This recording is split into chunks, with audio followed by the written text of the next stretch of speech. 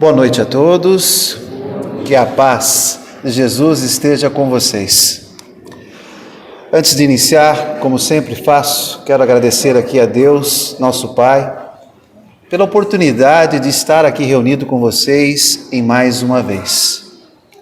Agradecer e já pedir o auxílio da espiritualidade maior, dos mentores desta casa, de meu mentor, para que eu possa conduzir de maneira clara e objetiva os assuntos, as reflexões que iremos fazer sobre a parábola do joio e do trigo, que todos aqui com certeza já conhecem. Agradecer também à casa pelo convite, me dando assim oportunidade de estudo, oportunidade de aprofundamento em nossa querida doutrina e o melhor, poder contribuir com vocês, compartilhar esses estudos com vocês. Não adianta guardar só para nós, não é verdade? Precisamos espalhar a palavra de Deus, a palavra de Jesus. Bom, a parábola do joio e do trigo simboliza o quê? A luta do bem e do mal. Que ainda existe, Existe muito e muito em nosso mundo, não existe? O bem e o mal, essa luta incessante. Nela, Jesus compara, como sabemos, o reino dos céus com a lavoura de um homem. E iremos utilizar como referencial, eu sempre gosto de fazer as minhas palestras me baseando em um livro. Então, como referencial teórico, para interpretar essa parábola hoje, nós vamos usar este livro aqui, o qual indico para vocês a leitura. Chama-se Parábolas Terapêuticas, de Alírio de Cerqueira Filho. Nela, o autor diz que a parábola do joio e do trigo possibilita a nós dois níveis aí de interpretação. Quais seriam esses dois níveis? A primeira, no sentido individual, ou seja, de cada um de nós neste mundo. Uma outra, no sentido mais coletivo, na humanidade em si. Mas ambas, tanto a coletiva como a individual, se referem aí ao nosso aperfeiçoamento, rumo à perfeição relativa. Um dia chegaremos lá. Veremos inicialmente, então, a interpretação individual, no caso, em que todos nós somos convidados aí a nos aperfeiçoarmos gradativamente, vamos dizer assim, em direção a essa perfeição relativa. Veja que eu até grifei, perfeição relativa. Mas por que relativa? Por que o autor coloca assim? É muito simples, pois a perfeição absoluta, como sabemos, é exclusiva de Deus. Pelo conhecimento que temos na nossa doutrina, sabemos que o distanciamento que temos da perfeição vai diminuindo. Vai diminuindo como? À medida que nos esforçamos dia a dia para o nosso autoaperfeiçoamento. Então, para que possamos alcançar então essa perfeição relativa, é imprescindível, é necessário refletir, que é o que vamos fazer nessa noite, que a única forma para isso é através do amor. Do alto amor, que em uma outra palestra aqui eu falei com vocês, quem estava presente, falar do alto amor. E esse processo acontece de uma forma gradativa, devagar. Vejam a frase da imagem. Alguns valores são gradativamente incorporados em consequência da nossa própria evolução, da evolução humana. Quando exigimos de nós, vamos lá, uma perfeição que ainda não podemos realizar, encontramos o quê? Conflitos.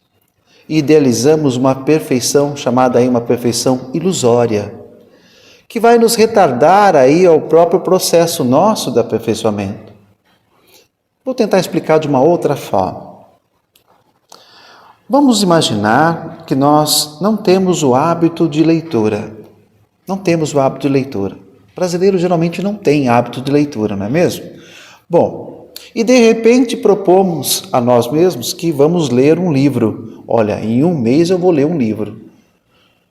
15 dias eu vou ler um livro. Ora, é ilusório você achar que vai conseguir. Você nunca leu. Ou ainda, nunca praticamos esporte. Nunca pratiquei esporte na minha vida. E de repente eu me proponho que a partir de segunda-feira, não nessa, na outra, não é isso? A gente sempre coloca para segunda-feira as coisas que a gente quer, não é assim? Olha, a partir de segunda-feira eu vou correr 5, 10 quilômetros por dia. É ilusório. Se você nunca praticou o esporte, olha como é que é fácil entender. No primeiro dia você corre, consegue correr alguns quilômetros. O que vai acontecer no outro dia? O corpo vai estar todo dolorido. No outro dia você fala, hoje eu não vou correr. Você começa a dar desculpas. Não vou correr por quê? Porque eu estou com dor. Aí no outro dia, mas não sarou ainda, mas eu vou correr de novo. E assim, é ilusório você querer propor uma coisa que você sabe que não vai conseguir. Esse conflito, então, representa o processo de divisão interna que temos e que queremos ser algo que ainda não conseguimos ser. Temos que ir devagar. O que acontece é que o ego, nosso famoso ego, acaba lutando consigo mesmo. Eu consigo, eu vou, não é assim? Nosso ego fala mais alto. Tentando abafar essas falhas que nós temos, tentando enganar a si mesmo, dando essas desculpas, conforme eu dei esses exemplos para vocês, e tantos outros. Vejam, Jesus pronunciou a parábola de hoje à beira do mar da Galileia, que na verdade nem era um mar, Era um grande lago de água doce, tá? Localizado lá no distrito norte de Israel. É o maior lago do país, inclusive, Mas voltando aqui, como sabemos, ele subiu ao barco, como está na imagem aí, enquanto a multidão ficou em pé na praia, escutando os seus ensinamentos. Vamos relembrar a parábola rapidinho? Vamos lá. Então a parábola diz assim, Jesus diz assim: o reino dos céus é semelhante ao homem que semeia a boa semente no seu campo. Mas dormindo os homens, veio o seu inimigo e semeou o joio no meio do trigo e retirou-se. E quando a erva cresceu e frutificou, apareceu também o joio. E os servos do pai de família, indo ter com ele, disseram-lhe: Senhor, não semeaste tu no teu campo boa semente? Por que tem, então, joio? E ele lhes disse: o inimigo é que fez isso. E os servos lhe disseram: quere, pois, que vamos arrancá-lo? Ele, porém, lhes disse: não, para que ao colher o joio não arranqueis também o trigo com ele. Deixai crescer ambos juntos até a ceifa. E por ocasião da ceifa, quando chegar a ceifa, direis aos ceifeiros: colhei primeiro o joio e atai-o em molhos para queimar, mas o trigo ajuntai no meu celeiro. Isso está lá em Mateus. Bom, antes de refletirmos cada sentença aqui, entendermos melhor o que essa parábola nos traz pelo autor, pelo Aurélio, tá? É necessário um entendimento maior sobre a diferença do joio e do trigo. Muitos não sabem, não conhecem o joio e o trigo, pois são bastante semelhantes. A gente só vai ver a diferença nessa planta somente na fase adulta. Então eu trouxe aqui para nós refletirmos os dois, o joio e o trigo. E olha como é que dá para interpretar. Veja, o joio é muito rígido e não se curva nunca. Seria aquelas pessoas que se pensam somente nela, que não perdoa ninguém, é rígida, tá? Não perdoa ninguém, não se perdoa, vive amargurado. Esse é o joio, muito rígido, não aceita mudanças, não quer saber de ajuda de ninguém. O joio é muito apegado à terra, mais difícil de ser colhido. Isso representa o quê? Aquelas pessoas que são muito apegadas aos bens materiais, que esquecem o espiritual, que é o mais importante. Então é difícil de ser colhido, é difícil de ser mudado. Vejam, o joio prejudica o trigo, prejudica o quê? A nossa evolução como ser espiritual. E é tóxico para o consumo. Já o trigo não. O trigo é maleável, ele se curva com facilidade, ele reconhece os erros, ele se perdoa e perdoa também. O trigo, quanto mais maduro, mais fácil de colher. Nós podemos interpretar isso que quanto mais nós nos instruímos, estudamos, viemos buscar orientação, que não é isso que a nossa doutrina nos ensina no segundo mandamento? Instruí-vos. O trigo acontece o quê? Alimenta e dá vida. Então que a gente possa se alimentar do Evangelho do nosso Senhor. Essa parábola nos ajuda, então, a refletirmos da forma pela qual devemos nos comportar em relação aos nossos sentimentos aqui dentro, aqueles sentimentos negativos, quando buscamos o nosso aperfeiçoamento. Dia a dia. Tem dias que estamos bem, mas tem dias que não estamos tão bem, não é assim? Vivemos nesse mundo de provas e expiações por isso. E nessa parábola, vamos começar a interpretar bem a parábola agora. O homem que semeia, como já sabemos, é Jesus, nosso orientador maior e agricultor divino. A boa semente, como eu já disse, é o seu evangelho de luz e amor, que nos concede todos os meios aí de nos libertarmos de nossas imperfeições. A humanidade, representada aí pelo campo, indica o que? Os espíritos, sejam eles encarnados ou desencarnados, em processo dessa busca, desse aperfeiçoamento aqui no planeta ou no planeta espiritual. E a parábola começa, vamos lembrar? O reino dos céus, não começa assim? Comparando-a, como já disse, à lavoura de um homem. Quando Jesus disse isso, ele está se referindo às qualidades essenciais dadas a Deus a todos nós, a fim de evoluirmos. E temos essas qualidades, claro que temos. Ela está presente em nossa essência divina. Deus nos criou a sua imagem e semelhança, então vem a essência divina em nós. Só que às vezes ela está ali, né? Está em estado de latência, ou melhor dizendo, está em repouso, está guardada a 7 chaves, você não deixa ela se liberar, vamos dizer assim. Comparando, são as sementes do trigo no campo. Está crescendo, pouco a pouco, evoluindo. Esses somos nós. Continuando com a parábola. Mas dormindo os homens, veio o seu inimigo e semeou o joio no meio do trigo. Aqui temos a representação da escolha que fazemos muitas vezes pelos sentimentos negativos, pela maneira que agimos, por nossos impulsos egoístas. Às vezes queremos estar na frente de outros, não temos paciência no trânsito, muito fácil de vermos isso. E assim, o que acontece? Anestesiamos aqui a nossa consciência, tentamos disfarçá-la. Ao buscarmos esses prazeres egoísticos e totalmente egocêntricos. E fazemos isso quando tentamos enganar a nossa consciência e deliberadamente seguimos o quê? O caminho do mal. Pergunta: será que conseguimos realmente enganar a nossa consciência? A gente pode até tentar, mas no fundo, sabemos que está errado, não sabemos? Vou dar alguns exemplos bem simples. Falei do trânsito. Quando eu vinha para cá, eu peguei um trânsito violento, porque está tudo em reforma a cidade, né? Mas vamos falar de parar em faixa dupla. Eu sou professor, então eu vejo muito isso nas escolas. Para-se muito em faixa dupla para deixar o filho na escola. Ah, mas é rapidinho. Olha a consciência lá se enganando, ó. Né? Anestesiando a consciência. Sabe que está errado. Ah, mas é rapidinho, é só para ele descer. Porque senão tem que estacionar, vai demorar. Só que olha a fila que está formando lá atrás. E os outros? Percebe?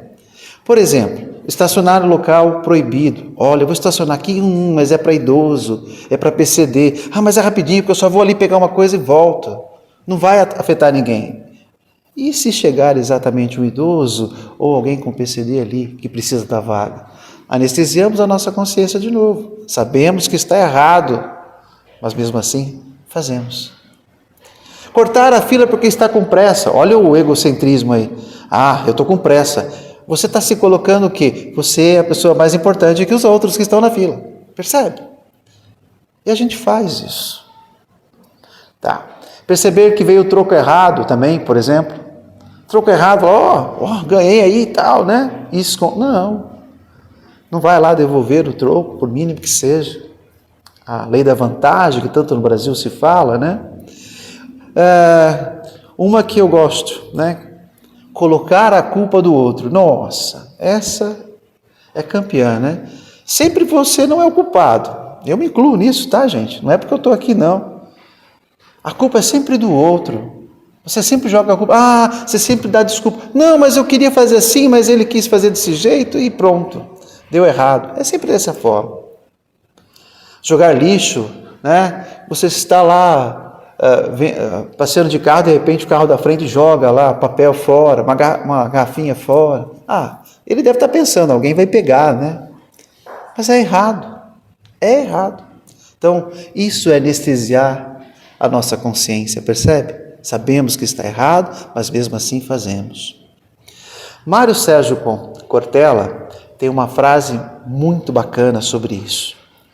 Diz assim: é necessário cuidar da ética para não anestesiarmos a nossa consciência e começarmos a achar que tudo é normal. Nós estamos vivendo uma sociedade assim hoje em dia, não estamos? Parece que tudo é normal. Não é normal. Tem coisas aí que não são normais, não. Mas nós anestesiamos a nossa consciência. Continuando com a parábola, após essa reflexão, lá diz: e retirou-se. Aqui fica clara a questão das máscaras que também fala na parábola. O inimigo planta o joio e retira-se, sai fora. E o inimigo pode ser aquela pessoa que não se simpatiza muito conosco, tem inveja, tem ciúmes, tem algum quê ali. Ou ainda pode ser nós mesmos, as nossas próprias paixões, os nossos próprios vícios que não conseguimos vencer. E Emmanuel, no livro Fonte Viva, nos ensina que perante qualquer tipo de inimigo, seja interno ou externo, nós devemos sempre o bem pelo mal. Devemos dar sempre o bem pelo mal. A verdade pela mentira e o amor pela indiferença. Jesus nos ensina, dai a outra face. O autor Alírio afirma ainda que, após cultivarmos as negatividades do ego, todas as nossas negatividades aqui, simplesmente o que fazemos? Fugimos, mascarando-as, disfarçando-as, tentando esconder as nossas culpas, como acabamos de ver. Muitas vezes o egocentrismo, eu, né, é o responsável por grande parte de nossas próprias frustrações. Devemos então trabalhar muito o nosso ego para evoluirmos, para evitar decepções aí no meio do caminho. Continuando com a parábola. Queres, pois, que vamos arrancá-lo? Ele, porém, lhes disse: não, para que ao colher o joio não arranqueis também o trigo com ele. Aqui Jesus diz, de uma forma para nós bem clara, que se tentarmos arrancar o joio em nós, isto é, as negatividades do nosso ego, como realmente somos, nós podemos acabar arrancando também o que é bom em nós, o trigo, ou seja, as nossas virtudes. O joio, como vimos naquela imagem, é uma erva daninha que se parece com o trigo, mas não é, e que se desenvolve no meio dele. Assim também acontece conosco, na nossa vida. Encontramos momentos, ações infelizes ao lado de sublimes realizações humanas. Alguém aqui é perfeito? Ora, se fôssemos perfeitos, não estaríamos aqui nesse mundo de provas e expiações. Devemos aceitar isso. Devemos aceitar da seguinte forma: fazer como Santo Agostinho nos ensina, ao fazermos a nossa prece antes de deitarmos, reavaliarmos, conhecer-te a ti mesmo, reavaliarmos o que fizemos de bom naquele dia, o que deixamos de fazer de bom. Será que magoamos alguém com gesto, com palavra nossa? É isso. Mas se fizermos alguma coisa errada, o que nós devemos fazer? Perdoar e tentar mudar de rumo. Opa, não quero fazer mais isso. E como você não vai fazer mais isso? No outro dia, acordou de manhã, peça ajuda a Deus, agradeça por mais esse dia de aprendizado, de evolução. É assim que se melhora a cada dia. Bom, os espíritos seguem o caminho do mal ou do bem. Isso está lá no Livro dos Espíritos, na questão 121. Por serem livres para escolher entre um e outro. Como nós chamamos isso em nossa doutrina? De livre arbítrio. E Jesus continua: deixai crescer ambos juntos até a ceifa. Jesus quer dizer aí que é necessário deixar que ambos coexistam. Não conseguimos mudar de uma noite para o dia como somos. Conseguimos? Quem consegue aqui mudar da dia para a noite? Não dá. Até o momento certo. No caso aqui da parábola da ceifa. O autor diz para nós o seguinte: os sentimentos egóicos negativos estarão existindo juntamente com os sentimentos essenciais, que lentamente vamos desenvolvendo a partir das sementes que trazemos aqui, latentes em nós mesmos, até a completa transmutação do ego, a mudança do nosso ego, a nossa transformação, que só ocorrerá, lá, ele fala, com o tempo. Não queira mudar da noite para o dia, você vai se frustrar, você vai desistir. Ou seja, até nos transformarmos internamente, com nossas experiências, nos afastando dos elementos nocivos que nos afastam de Deus. Precisamos nos aproximar de Deus. Nós vamos entender um pouquinho melhor, eu grifei, o que é sentimentos egóicos negativos. É isso que precisamos fazer quando estudamos algum livro. Quando não entendemos, vamos buscar a fonte, instruí-los. Então eu trouxe aqui, sentimento egóico. Aparece muitas vezes nesse livro que eu citei. Capacidade tida como virtude pelo sujeito egoísta, eu, que pensa apenas em si e jamais, em situação alguma, nenhuma, reconhece que foi ajudado por alguém, acreditando ainda ser merecedor de todo e qualquer esforço que fizeram a ele, para ele, acreditando ainda não ter passado de uma obrigação para com ele. Veja isso. Ele acha que o outro tem que ajudar ele, sim. Ele não precisa agradecer. Sentimento egóico. Agora que entendemos um pouco melhor sobre esse sentimento egóico, podemos continuar. Onde o Aurélio diz no livro a seguinte mensagem: para evoluirmos então, de uma forma suave e gradativa, como estamos vendo até agora, realizando o amor, aquele amor verdadeiro, por escolha consciente e não por obrigação, é necessário então aceitar as negatividades do nosso ego em nós mesmos e aceitarmos, como está aí na imagem, falhar não é uma escolha, é uma etapa. Vamos falhar, sim. Como Jesus propôs ali aos servos aceitarem a presença do joio, não tinha o que fazer, para no momento certo dar-lhes a destinação adequada. E continua o autor: A partir do momento em que desenvolvemos a luz da essência, isto é, os sentimentos essenciais, que são representados pelo trigo, da humildade, do altruísmo. O que é altruísmo? Aquele amor desinteressado ao próximo. Fazemos a caridade sim, mas sem nada em troca. Essa é a verdadeira caridade.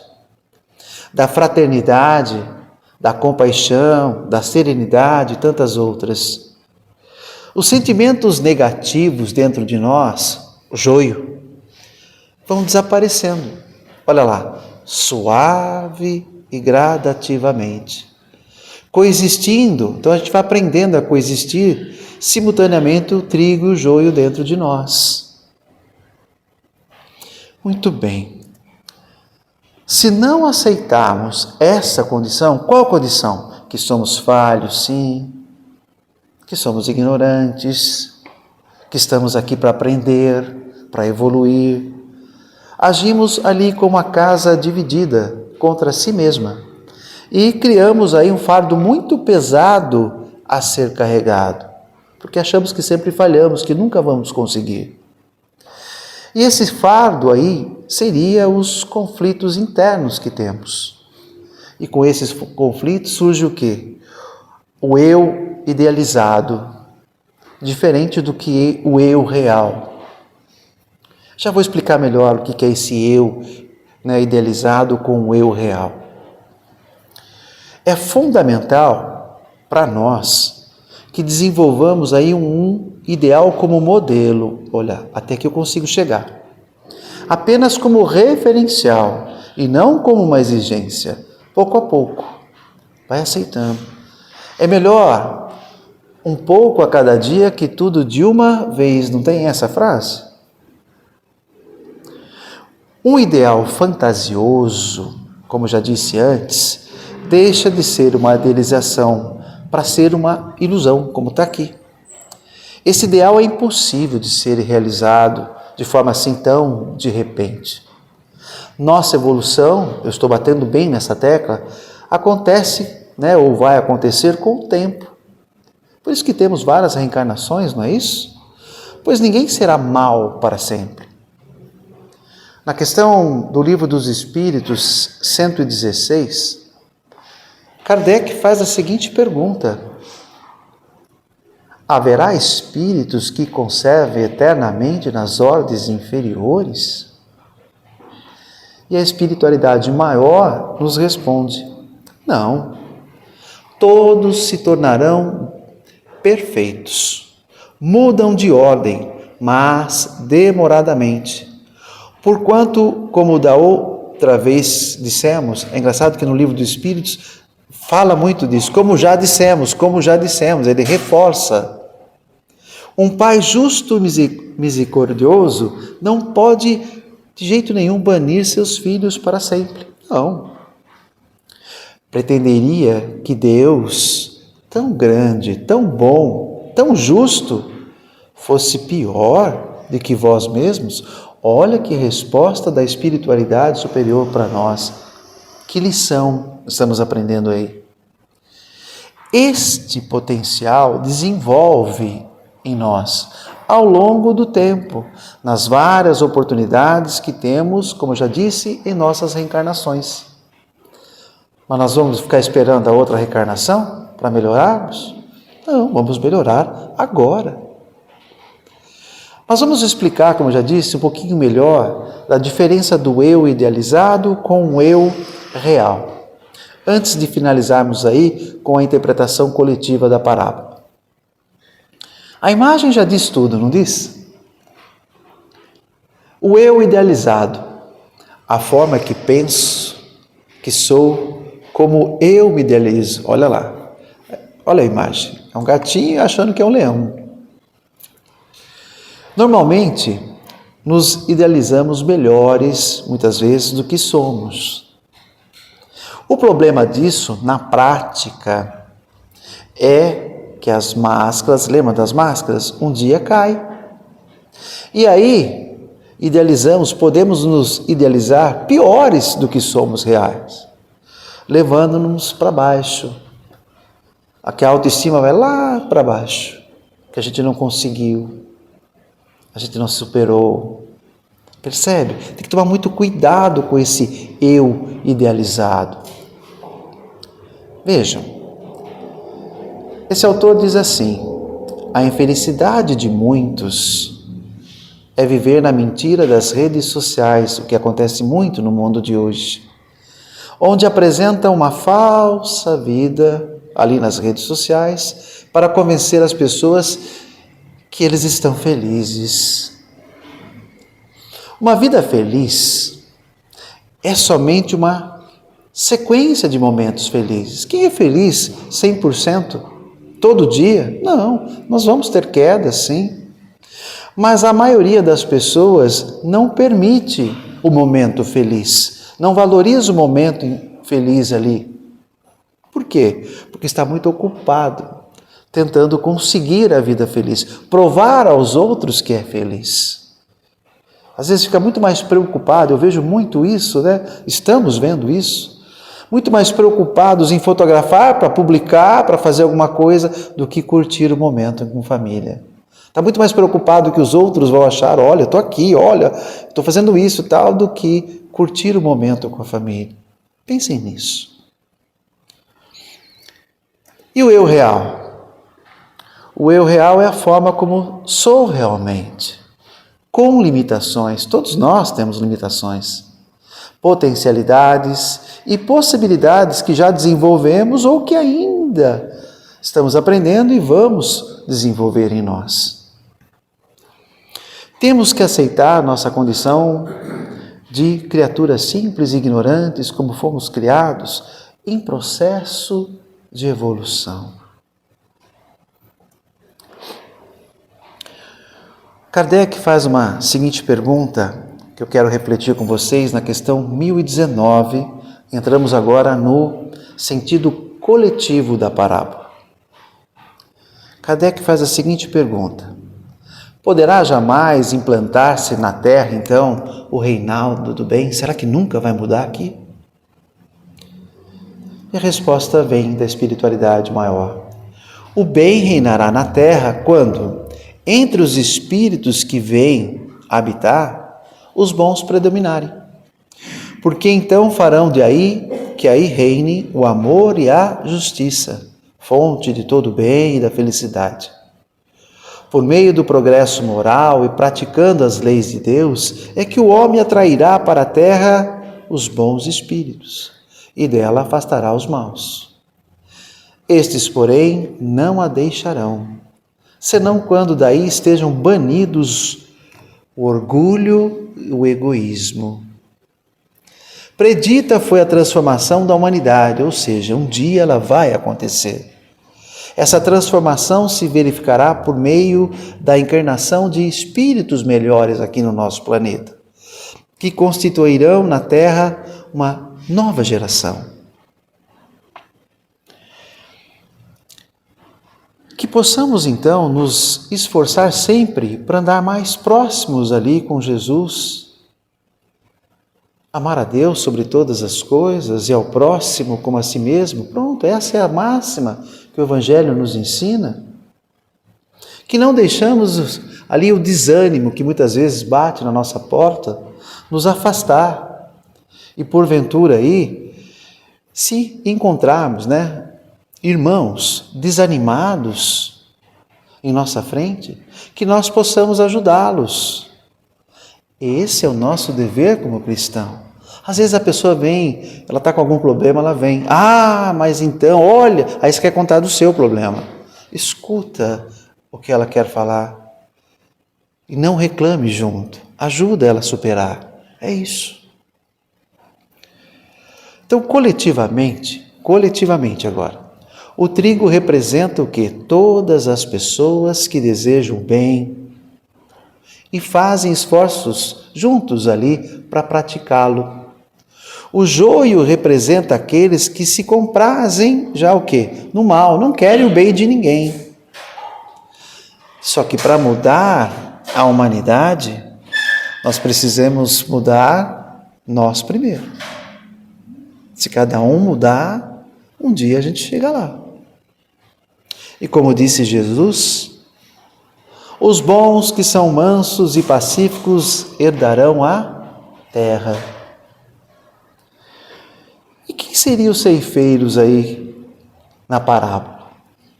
Os ceifeiros são os espíritos elevados, encarregados aí de fazer a seleção entre o joio e o trigo. Nós estamos vivendo isso, nós estamos vivendo o auge dessa seleção, que estará concluída aí nas próximas décadas, Deus quiser. Os maus serão exilados para outros planetas, cujo ambiente seja mais condizente com a sua índole. Assim como uma lavoura que, enquanto as plantas crescem, ervas daninhas também, ervas indesejadas ali crescem junto. Assim ocorre, como lá, fala lá na lavoura, a comparação, ocorre no nosso reino também, aqui. Mas no final, tanto a lavoura quanto ao reino que vivemos serão submetidos aí a uma rigorosa limpeza. Uma hora vai tudo mudar. Mas nosso Pai, que é a sagrada expressão de amor, de sabedoria, não quer que se perca uma só de suas criaturas. É só lembrarmos da ovelha, lembra? Não deixa uma única ovelha. A fim de permanecermos, então, no mundo de regeneração que a terra um dia se tornará, é fundamental, então, que desenvolvamos o quê? O máximo possível hoje, os sentimentos essenciais, representados aí pelo trigo, transmutando, mudando, transformando os sentimentos egóicos evidentes e aqueles sentimentos mascarados que vimos hoje, que ainda trazemos em nós, sim, de modo a fazermos jus a uma permanência no verdadeiro paraíso, que um dia o nosso planeta passará a ser. Existe uma luta diária entre a carne e o espírito. E quem vence? Vence aquele que estiver mais alimentado. Precisamos ver se estamos só preocupados com a carne, com os bens materiais, ou se estamos alimentando o nosso espírito também. A luta diária em nossa vida nos oferece ali muitas e contínuas oportunidades para semearmos o bem, vamos dizer, evitando assim o mal. E assim, empenhados nesse propósito, é comum sim termos que enfrentar padrões menos edificantes, às vezes, de nossa própria personalidade, que surgem em nosso caminho como poderosos adversários. Clarice Lispector nos diz o seguinte: plantou o amor e não floresceu, é porque a terra ali não é fértil. Mude de caminho, escolha outro caminho. Não desperdice mais sementes ali. Plante em novos campos. Vamos lembrar que na natureza não há saltos evolutivos também. Primeiro semeia-se, depois germina-se, cresce e aí se dá frutos, não é assim? Não tem como pular etapas. O mesmo ocorre exatamente com o bem e com o mal. Quem planta bem, colhe a seu tempo, segundo a qualidade da sua semeadura. Se plantou bem, vai recolher bem. Se plantou mal. Indo para o final, vejam, toda semente semeada irá crescer e frutificar, cedo ou tarde. Por esse motivo, que possamos então ter cuidado com os nossos pensamentos, palavras, gestos, ações, pois receberemos da vida aquilo que oferecemos a ela. Nem sempre iremos conseguir perceber essa presença do mal, o joio em nossa vida. E é por isso, exatamente por isso, como está em Mateus, vigiai e orai, para não cairmos em tentação. Na verdade, o nosso espírito está pronto, sim, mas a nossa carne que é fraca. Quero finalizar aqui então com uma mensagem de Emmanuel, onde ele nos fala do mal presente em nós, do nosso futuro, da importância aí do perdão e do cuidado de ter nossos maus pensamentos, não termos, separarmos isso. Ele diz: não temos as provas de hoje, supera o mal com o bem. Todos temos um amanhã. No entanto, porque o futuro nos pertença, não menosprezes o momento de agora. Se sofrestes aí desgostos, não lhes conserves os remanescentes do coração, não guarde mágoas. Esquece afrontas e ofensas. O perdão desata quaisquer algemas entre a vítima e o agressor. Serve sempre. Não cultive enfermidades imaginárias, nem te amofines por aflições que talvez não chegues a conhecer. Peçamos então a Jesus, nosso Mestre, que através de nossa inteligência que Ele nos deu, de nosso livre-arbítrio que a doutrina nos ensina, que Ele nos ajude a evitar todo o mal em nossas vidas e que tenhamos aí a virtude da prudência para conseguirmos distinguir, conhecermos o que é bem e mal e principalmente, saber fazer nossas escolhas sempre para o bem. Obrigado, gente.